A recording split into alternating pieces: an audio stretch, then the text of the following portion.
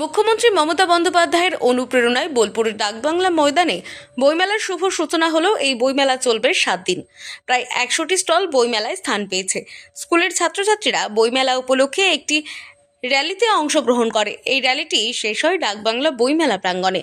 প্রদীপ প্রজ্বলনের মধ্য দিয়ে এই মেলার শুভ সূচনা হয়। এই অনুষ্ঠানে উপস্থিত ছিলেন এসএসটি চেয়ারম্যান অনুব্রত মণ্ডল, রাজ্যের মন্ত্রী চন্দনা সিনহা, ডেপুটি স্পিকার আশিস বন্দ্যোপাধ্যায়, বীরভূম জেলা শাসক বিধান রায়, বীরভূম জেলার সভাধিপতি কাজল শেখ, নানুরের বিধানচন্দ্র মাঝি, অতিরিক্ত পুলিশ সুপার রানা মুখোপাধ্যায়, বোলপুর পৌরসভার চেয়ারম্যান মাননীয় পর্ণা ঘোষ মহাশয়, বোলপুর মহকুমার শাসক অয়ননাথ, প্রলয় নায়ক, দেবারতী মুখোপাধ্যায়, বিশিষ্ট সাহিত্যিক এবং বিভিন্ন বোলপুর ওয়ার্ডের কাউন্সিলর সহ অন্যান্য বিশিষ্ট ব্যক্তিবর্গরা। শ্রী বিধান রায় বীরভূম জেলা বইমেলা কমিটির উত্তরীয় প্রদানে আমরা শ্রদ্ধা জানাচ্ছি।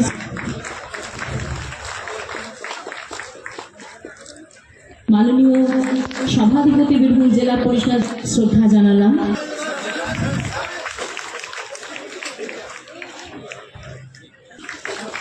এই সুন্দর মুহূর্তের সাক্ষী থাকলাম। বিধায়ক নানুর বিধানসভা তাকে শ্রদ্ধা জানাই। আমাদের মধ্যে রয়েছেন শ্রীমতী নীলাবতী সাহা, মাননীয় বিধায়ক। ভুলে গেছে, এখন মোবাইলের যুগ এসেছে। তা আমি সবাইকে বলবো মাদের যে আবার বাচ্চাদের হাতে বই দিন, বইটাকে আবার তুলে ধরুন। ওই জন্যই এত মেলা, বই মেলা। তো বই মেলা মমতা ব্যানার্জি আসার পর এখন বাচ্চারা আবার বইয়ের প্রতি ঝোঁক দিচ্ছে।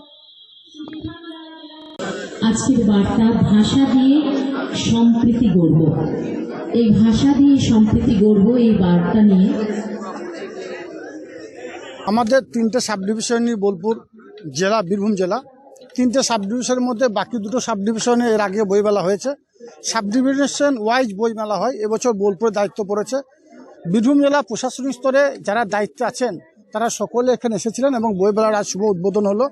এবং বইমেলা চত্বরে ঘুরে দেখতে পাচ্ছি বিভিন্ন স্কুল থেকে, যেহেতু এটা ক্রীড়া মরশুম চলছে, যেমন পাপুরি হাই মাদ্রাসা স্কুলের শিক্ষক এসেছেন।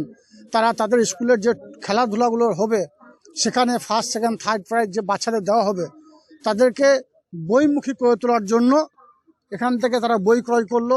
অনুরূপভাবে আমাদের বোলপুর সাব ডিভিশনে নানুর সার্কেল দক্ষিণ চক্রের যে টুর্নামেন্ট বা খেলাধুলার যে আয়োজন হয়েছে সেখানে শিক্ষক এখানে এসেছেন।